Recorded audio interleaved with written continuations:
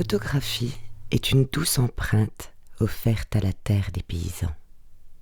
C'est une lumineuse trace d'argent, fragile, dans la glaise des labours.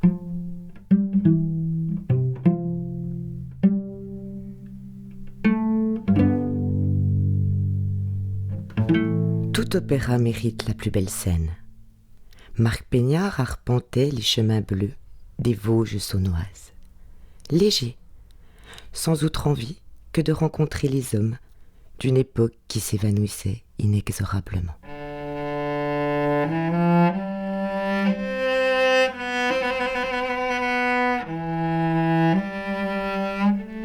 Chaque photographie invente le souvenir des feuillages, des saisons, des rires francs et des voix rugueuses. Chaque image raconte la terre, la sève, les hommes au pas lourds au chemin de fougères.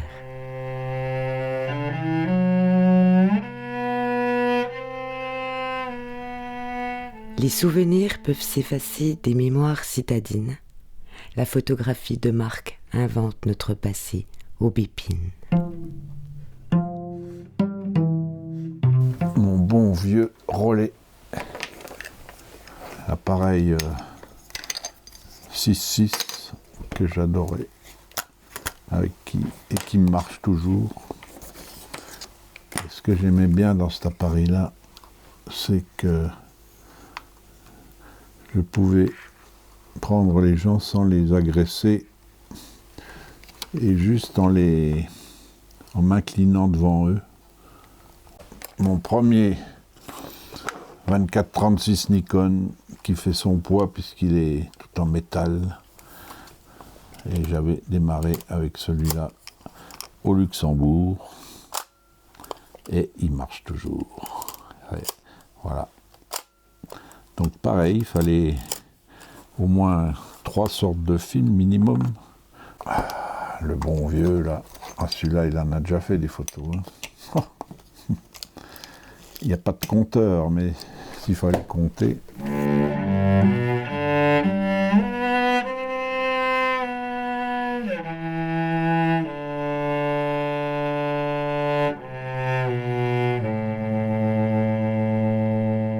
Et je me rappelle être allé plusieurs fois faire des images avec Doineau, qui emportait un appareil comme ça. Il prenait qu'un 12 poses dans sa journée. Il faisait 12 photos dans sa journée. 12 photos magnifiques à la fin de la journée. Nous, on en fait 100, 200, et quand on en a une magnifique, on est content. Hein. Voilà, mais celui-là, vous vous rendez compte, 12 photos. Alors le bruit de celui-là, ah tiens, il y a encore une pellicule dedans. C'est incroyable.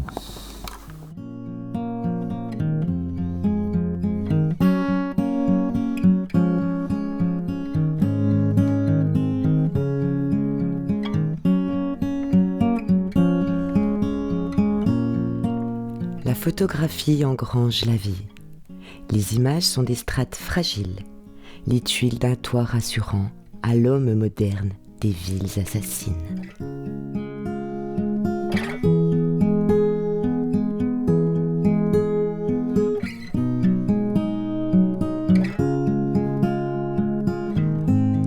Les images comblent nos mémoires défaillantes, inventent nos familles perdues. Racines rendues. 1970. Les Vosges saunoises étaient la dernière île d'un temps englouti. Un paysage dentelle, fragile écume. Une paysannerie isolée, pudique, dure à l'effort, fière de son indépendance.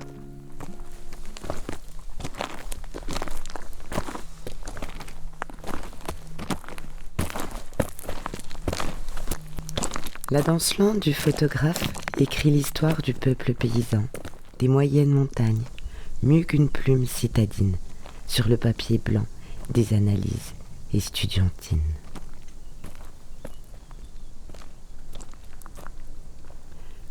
Main de terre, grain de peau, grain d'argent.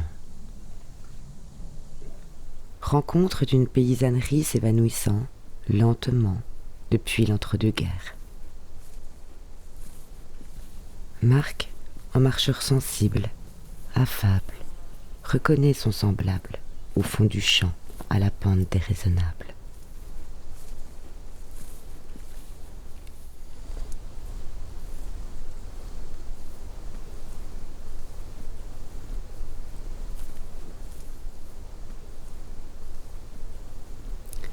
Un regard émouvant, sans phare, caresse le papier photographique. Sans doute est-il déjà trop tard.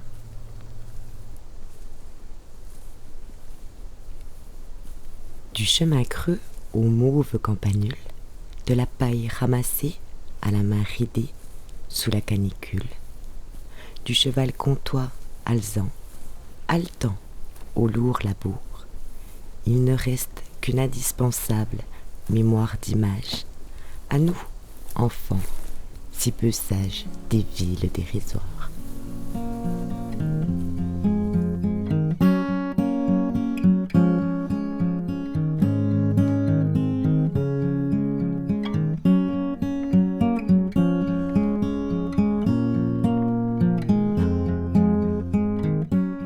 L'image est la cristallisation d'une émotion fugace, heureuse, relation tenace et chaleureuse.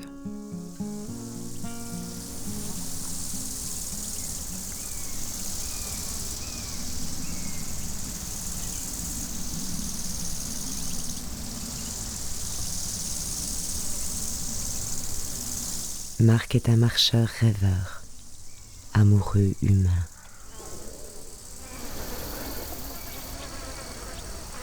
Nous sommes ici en plein cœur des 1000 étangs.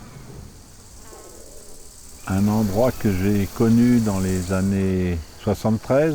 Depuis, je n'ai qu'une envie, c'est d'y retourner chaque fois que je peux. Chaque fois que je viens par ici, j'ai l'impression de me ressourcer, de déguster ces paysages merveilleux. Par contre, quand les premières années où je venais ici, il y avait une activité, une vie agricole.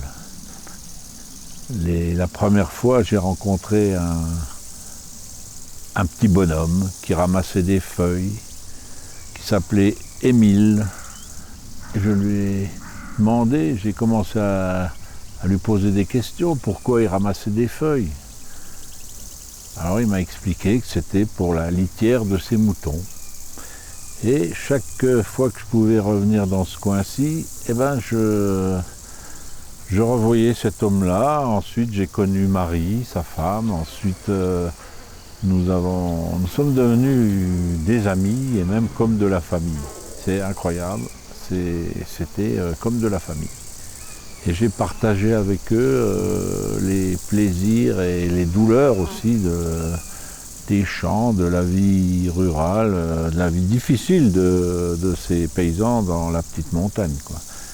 Mais aujourd'hui, tout cela a complètement disparu. Il n'y a plus de bœufs, il n'y a plus de chevaux, il y a autre chose, hein, le paysage est toujours aussi beau et ce qu'on rencontre maintenant ici, c'est beaucoup de gens qui marchent, qui randonnent, c'est toujours aussi beau. Et donc pendant des années, je ne cessais de revenir par ici, tellement j'étais comme attiré par ces gens-là. Et lorsque je rencontrais d'autres personnages, d'autres paysans, d'autres gens de la terre, d'autres gens d'ici, j'avais toujours une approche délicate, sensible, toujours venir d'abord parler avant de faire les premières photos. Alors au fil des années, je rencontrais toujours des gens nouveaux et je revenais leur montrer les photos que j'avais faites et leur offrir la plupart du temps. La plupart du temps, ils voyaient ils voyaient ce que je faisais, donc ça les mettait en confiance parce qu'ils voyaient très bien que je respectais beaucoup leur travail, leur vie en général, qui n'était pas toujours facile ici. Hein. C'était pas... Surtout l'hiver. L'hiver, ici, dans ces petits coins, c'était assez rude. Hein. Il y avait parfois des routes inaccessibles, hein, qu'il fallait grimper à pied. Pour grimper au Mont-André, là, il fallait monter à pied. Pas moyen autrement. Et donc, on se retrouvait parfois avec plus d'1 mètre de neige, donc c'est pas toujours facile. Mais ces gens-là, à l'époque, avaient une façon de vivre qui m'a quelque part un peu ébloui, parce qu'ils se contentaient de choses simples. Et c'était très agréable de passer des moments avec eux. La plupart du temps, d'ailleurs, au fil des années, je ne pouvais plus venir là sans m'arrêter, sans venir boire un verre avec eux, à tel point que j'ai connu des jours où j'arrivais, je me disais, tiens, il y a une lumière formidable, je vais en profiter. Ah ben non, je tombais sur Daniel Jean Roy, par exemple, et non, viens boire un verre à la maison, et la tarte était sortie, et voilà, et on passait 2 heures à la maison avant de faire une photo, et quand je repartais, il n'y avait plus la bonne lumière, quoi, voilà. Donc ça, c'est ça, c'est ce contact humain qui, par la suite, m'a aidé à connaître peut-être tous ceux qui vivaient ici, quoi. C'était formidable.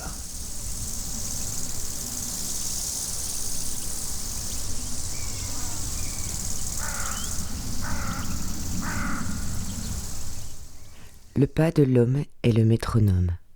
Il fallait marcher tout au bout du chemin pour rencontrer le paysan. L'homme du pays, paysage habité, terre retournée. La main, le pied, le pas était l'horloge du paysan. Un pas, une seconde.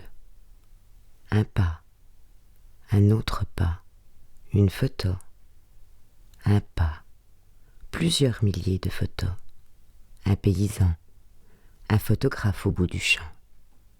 Un pas, un pas, un pas.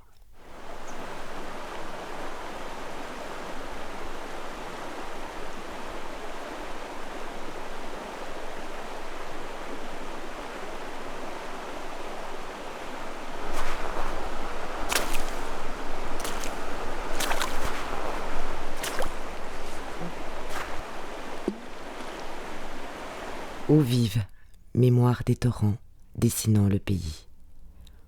Eau de vie partagée avec le paysan. Une poignée de main, geste amical au loin. Marque s'en revient des Vosges saunoises, le cœur rempli de lumière chaleureuse. Chambre noire. Un sourire rubis illumine le laboratoire. Pays vivant, photo d'antan.